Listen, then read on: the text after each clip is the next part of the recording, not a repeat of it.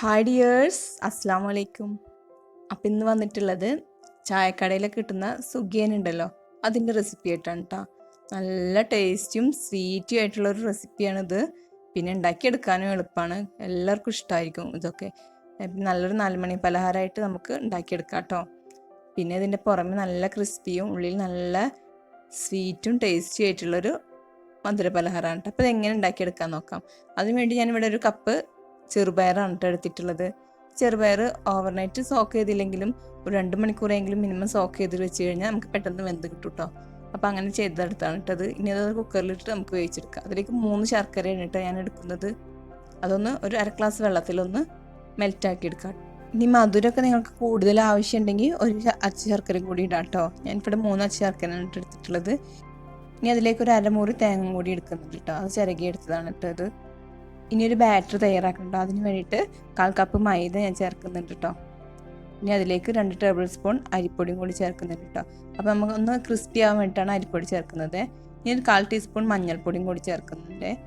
അപ്പോൾ അതൊരു നല്ലൊരു കളർ കിട്ടാൻ വേണ്ടിയിട്ടാണ് കേട്ടോ. ഇനി അതിലേക്ക് ആവശ്യത്തിനുള്ള 1/4 ടീസ്പൂൺ ഉപ്പും കൂടി ചേർക്കുന്നുണ്ട് കേട്ടോ. ഒരുപാട് ഉപ്പൊന്നും വേണ്ട, അത് മധുര പലഹാരമായ കാരണം കുറച്ച് ഉപ്പാണ് കേട്ടോ ചേർക്കുന്നുള്ളൂ. ഇനി എല്ലാം കൂടി മിക്സ് ചെയ്തിട്ട് അതിലേക്ക് ആവശ്യത്തിനുള്ള വെള്ളം ഒഴിച്ചിട്ട് അതൊന്ന് ലൂസാക്കി എടുക്കാം കേട്ടോ. അപ്പോൾ വെള്ളം ഒഴിച്ചിട്ട് അതിൻ്റെ കട്ടകളൊക്കെ അങ്ങനെ നന്നായി ഉടച്ചിരിക്കുന്ന രീതിയിലൊന്ന് ലൂസാക്കി എടുക്കണം കേട്ടോ. അപ്പോൾ ഞാൻ ഒരുപാട് തിക്കാക്കുന്നില്ല കേട്ടോ. ഇനി ഇത് മുക്കി പൊരിക്കാനാണ്. അപ്പോൾ അതിൻ്റെ കോട്ടിങ് കുറച്ച് തിക്ക് വേണമെന്നുള്ളവർ കുറച്ചും കൂടി കട്ടിയിൽ എടുക്കാം കേട്ടോ മൈദ. ഞാനിവിടെ ലൂസിലായിട്ട് തന്നെ എടുക്കുന്നത് കേട്ടോ. നമ്മുടെ ദോശമാവിൻ്റെ ഒക്കെ ഒരു പരുവത്തിലായിട്ടാണ് എടുക്കുന്നത്.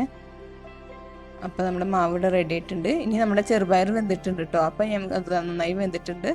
ഒരുപാട് ചെറുപയറിട്ട് വേവിക്കേണ്ട, വെന്ത് ഉടക്കേണ്ട, നമുക്ക് ഈ ഒരു പരുവത്തിലൊക്കെ ആക്കി എടുത്താൽ മതി കേട്ടോ.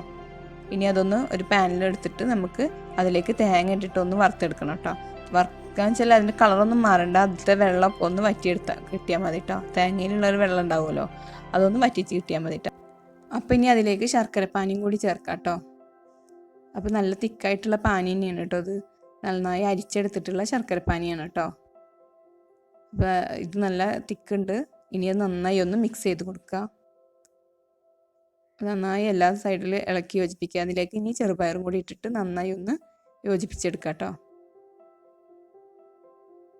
നന്നായി മിക്സ് ചെയ്ത് കൊടുക്കണം കേട്ടോ, അല്ലാതും എല്ലാ സ്ഥലത്തും എത്തിയ രീതിയിൽ. ഇനിയിപ്പോൾ ചെറുപയറിലൊക്കെ വെള്ളം ഉണ്ടെങ്കിൽ നമുക്കതൊന്ന് നന്നായി വറ്റിച്ചെടുക്കണം കേട്ടോ. അപ്പോൾ ഇത് ഞാനിപ്പോൾ വെള്ളം കറക്റ്റായിട്ട് വെച്ച കാരണം വെള്ളമൊന്നുമില്ല. ഇനി അതിലേക്ക് ഒരു 1/2 ടീസ്പൂൺ ഏലക്ക പൊടിച്ചതും കൂടി ചേർക്കാം കേട്ടോ. ഏലക്കയുടെ ഫ്ലേവറും കൂടി ആകുമ്പോൾ നല്ലൊരു ടേസ്റ്റ് ആയിരിക്കും. ശർക്കരയും ചെറുപയറും തേങ്ങ ഏലക്കായ കൂടി വരുമ്പോൾ നല്ല ടേസ്റ്റ് തന്നെ ആയിരിക്കും. മധുര പലഹാരമൊക്കെ ഇഷ്ടമുള്ളവർക്ക് നല്ലൊരു ടേസ്റ്റ് ഉള്ളത്. അപ്പോൾ നമുക്കിതുപോലെ ഒന്ന് ഉണ്ടാക്കിയെടുക്കാൻ പറ്റും നോക്കട്ടോ.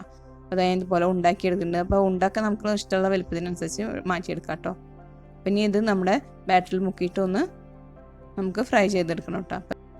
അപ്പോൾ ഈ കോട്ടിങ് നൈസായിട്ടുള്ള കോട്ടിങ്ങാണ് കേട്ടോ, ഒരുപാട് തിക്കായിട്ടുള്ള കോട്ടിങ് അല്ല. അപ്പോൾ നിങ്ങൾക്ക് വേണമെങ്കിൽ തിക്കാക്കാം. അപ്പോൾ ഇനി ഒരു പാൻ വെച്ചിട്ട് അതിലേക്ക് ആവശ്യമുള്ള ഓയിൽ ഒഴിച്ചിട്ട് നമുക്കതൊന്ന് ഫ്രൈ ചെയ്തെടുക്കാം കേട്ടോ. അപ്പോൾ ഞാൻ ഇതെല്ലാം ഇതിലേക്ക് ഇട്ടിട്ടൊന്ന് ഫ്രൈ ചെയ്തെടുക്കുന്നുണ്ട് കേട്ടോ. അപ്പോൾ ഒരു സൈഡ് മൊരിഞ്ഞ് കഴിഞ്ഞാൽ നമുക്ക് മറിച്ചിട്ടിട്ട് മറ്റേ സൈഡും കൂടി മൊരിച്ചെടുക്കാം കേട്ടോ. അപ്പോൾ ഇത് ഏകദേശം ഇപ്പോൾ ഇത് ഫ്രൈ ആയിട്ടുണ്ട്. ഇനി ഒന്നും കൂടി ആയിട്ട് അതൊന്ന് എടുക്കാം കേട്ടോ. അപ്പോൾ അത് നമുക്ക് വറുത്ത് കോരി എടുക്കാം. അപ്പോൾ എല്ലാം കൂടി എടുത്ത ശേഷം നമുക്ക് ഇനി ബാക്കിയുള്ളതും കൂടി ഇട്ടിട്ട് അതൊന്നും കൂടി വറുത്ത് കോരി എടുക്കാം കേട്ടോ.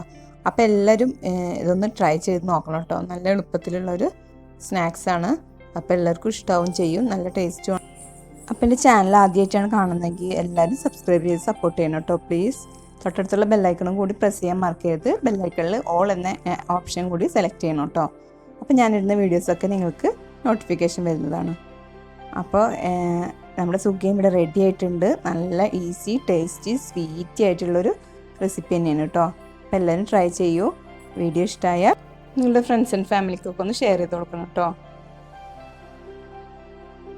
അപ്പോൾ ഇനി നെക്സ്റ്റ് വീഡിയോ ആയിട്ട് വീണ്ടും കാണാം. അതുവരേക്കും ടേക്ക് കെയർ, ബൈ ബൈ.